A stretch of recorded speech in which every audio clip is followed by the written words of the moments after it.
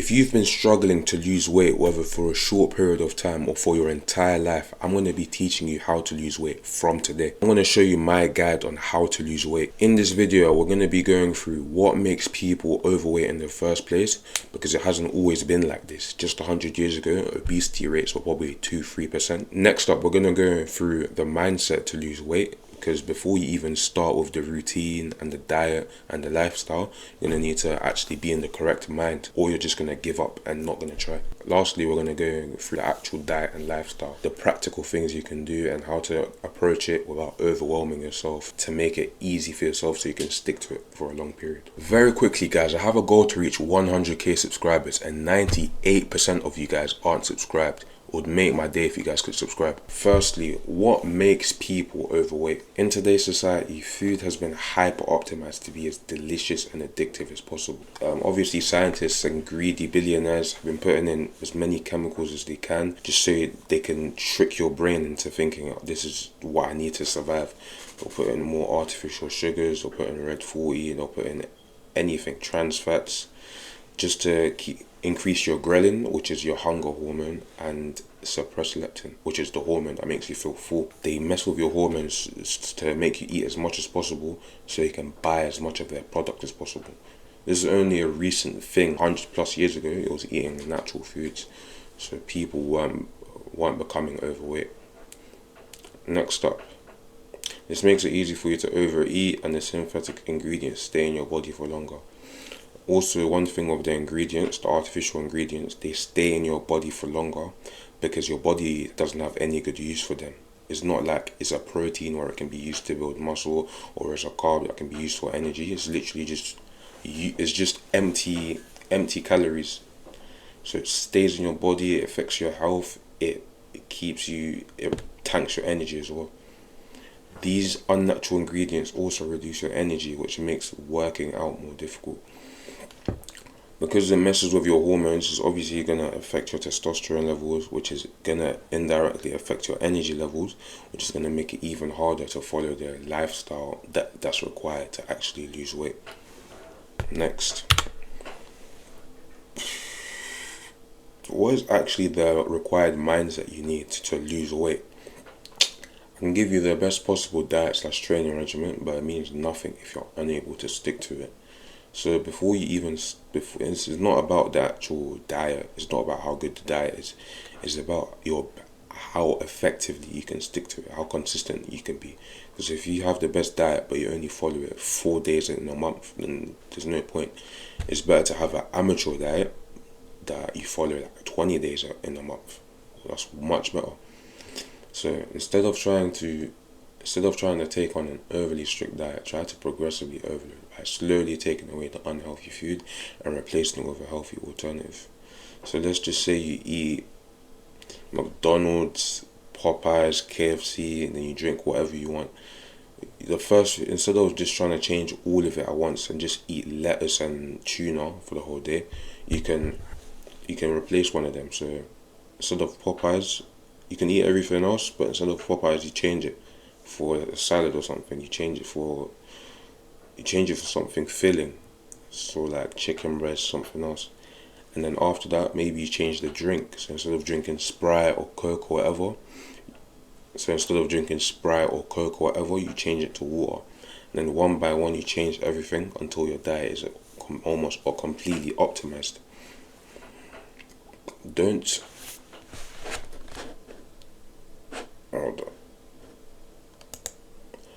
Don't put yourself down if you fall short. Losing weight is simply about winning more than losing. Rather than not losing at all. So obviously, when it comes to diet, you're always gonna have days where you fall short. You're gonna have days where you don't actually complete what you want.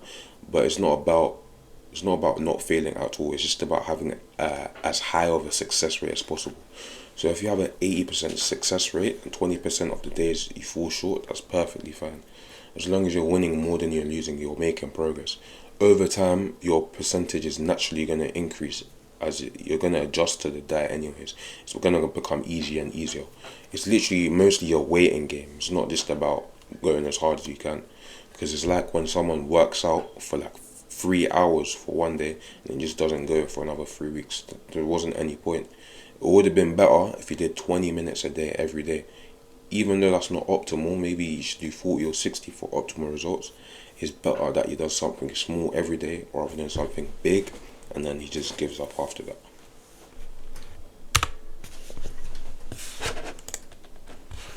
Not lastly, but what diet would be required for this to actually lose weight? What should you eat? Now, what we can do, the easiest thing you can do is to lose weight is to eat low calorie, high volume foods, so you don't have to starve yourself to lose weight. So make sure you combine extra fruits and vegetables with your meals as they make you fuller. You can add some honey if you want to complement whatever you're eating. So fruits and vegetables and lean meats are the main things that actually fill you, like that are low calorie, high volume. The way you should do it is whatever you're eating, add extra fruits and vegetables so you can get some extra calories in, and you slowly reduce the amount of junk that's in it. So let's just say you eat like 10 fried wings or something. What you can do, you can eat like 8 fried wings, but then you can eat a couple bananas, a bit of watermelon or something like that.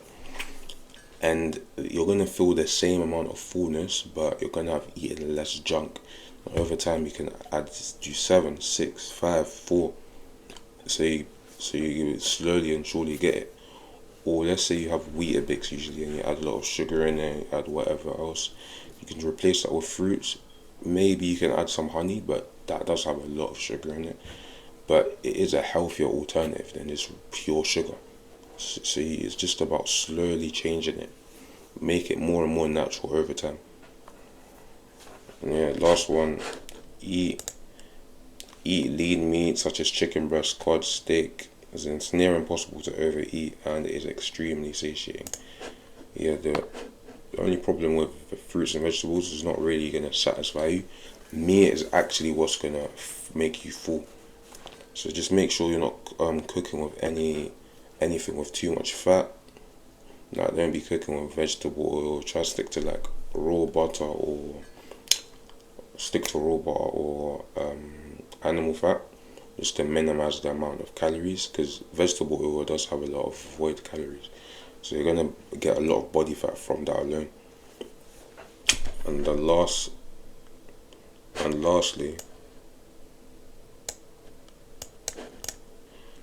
the lifestyle. What can you change in your day-to-day life to actually help you lose weight? First of all, you can change your transportation method. So running or biking is probably one of the easiest ones because you're not really consciously working out. You can use it to travel places. You can use it to have a bit of fun. You can go to work with it, come back to work from it with it.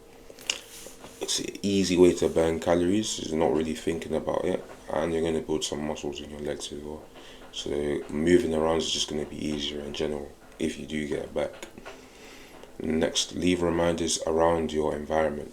So that'll be like when you wake up, you got a water bottle next to you, you got weights in your room, on your desk, you got water, and the meals are already prepared, so there's less friction.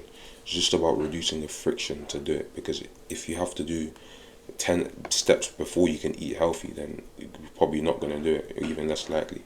So you minimize the barrier, and then the opposite applies with the unhealthy food. You hide it away. You make it as hard as possible for you to have access to it.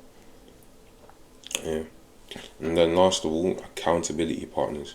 So if you do have any friends that have the same goal as you, you can have a call with them at the end of every day to see like how many calories did you eat, have you been doing this and that.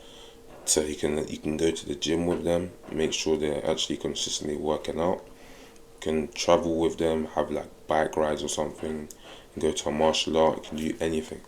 It's much easier, and there's more pressure to do it if someone else is asking you compared to if you're just by yourself.